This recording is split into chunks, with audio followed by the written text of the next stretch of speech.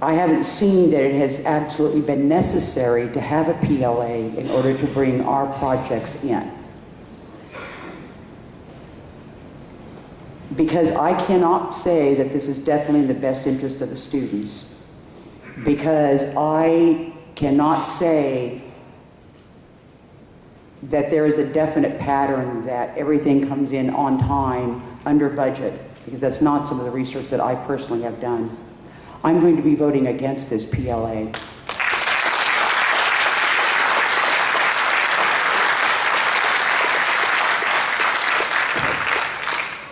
And I do this without a great respect for my colleagues that I know that are voting for the PLA.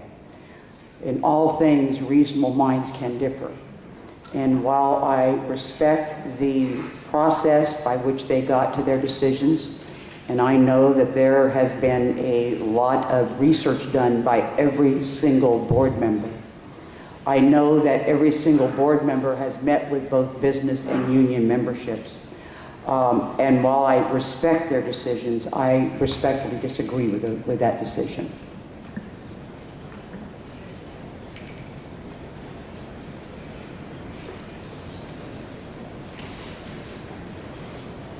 This has probably been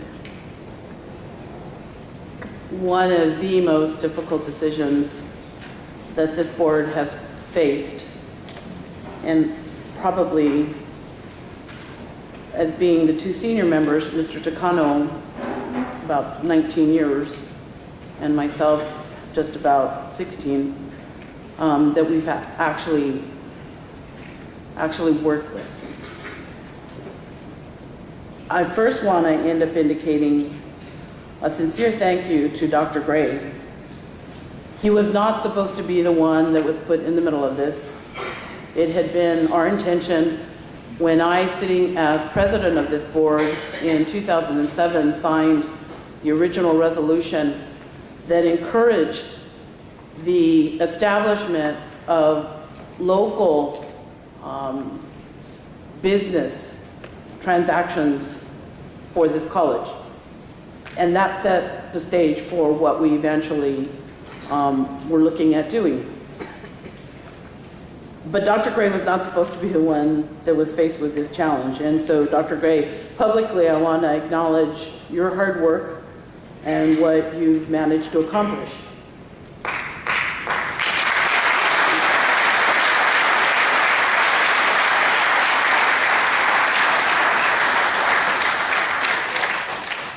I also want to thank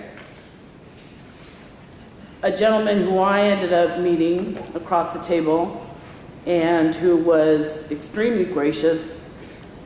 And I know that we're all working together in order to make something positive happen. And that individual is Glenn Rowden from Champion Electric. So thank you for that.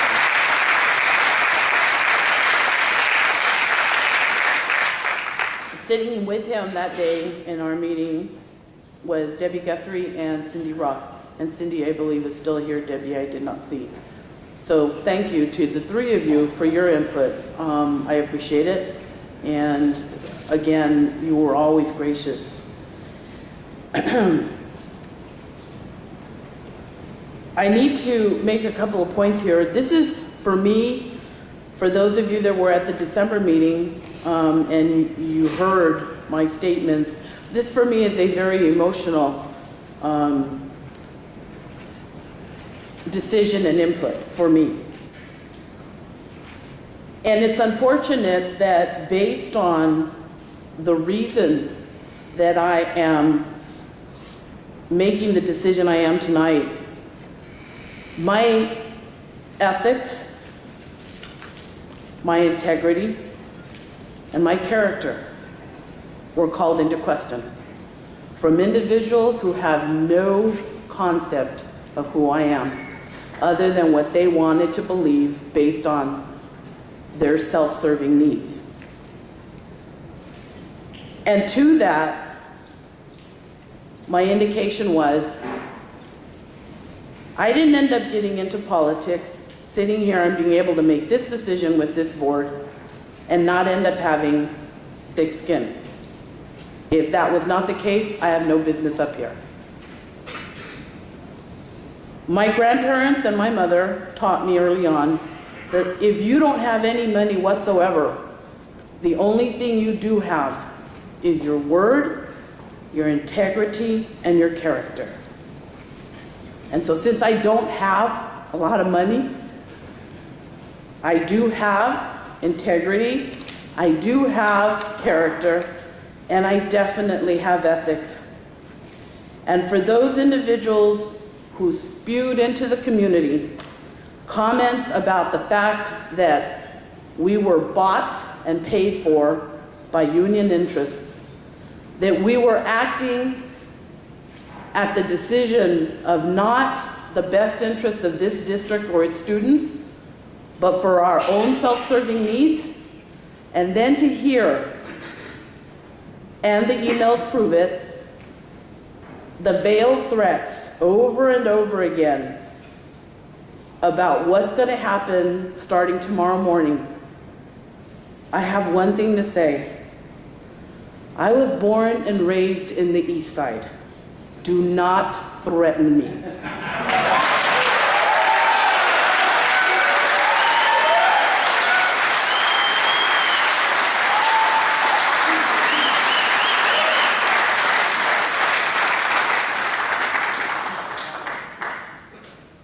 I ended up indicating in December that the reason that I totally believe in this project, labor agreement, Measure C, when we went out to the community, and I've heard comments about, you're not being fair to the taxpayers. Well, you know what? Last time I checked, the union members were taxpayers also. So it's not.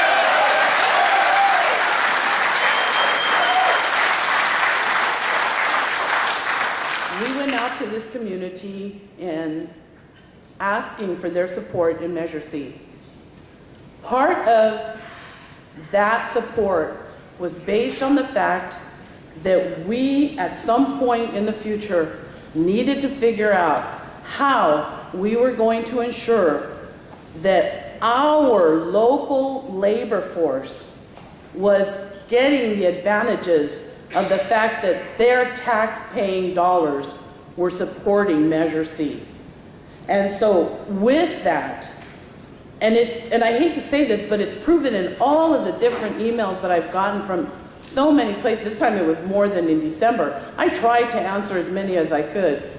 But I have to be honest with you, a lot of the ones that are in opposition of the PLA, guess where they're from? They're not, a lot of them don't have a Riverside address. They've got San Diego, they've got Orange County, they got Los Angeles County. The last time I checked, those are not local labor places.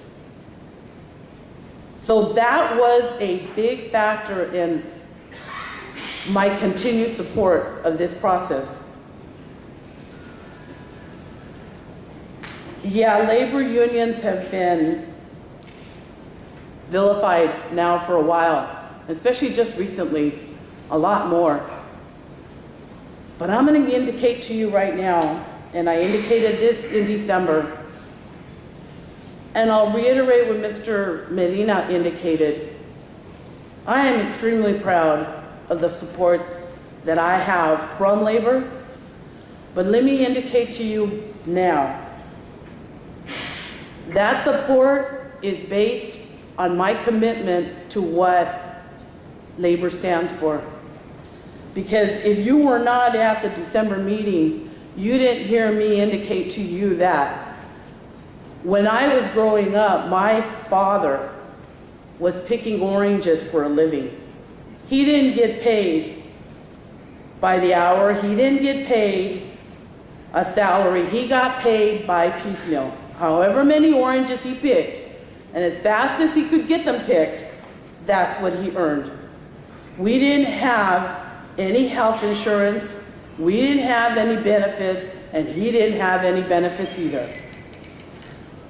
And then something changed, and we were renting a house, and we're living in the East Side. Then something changed.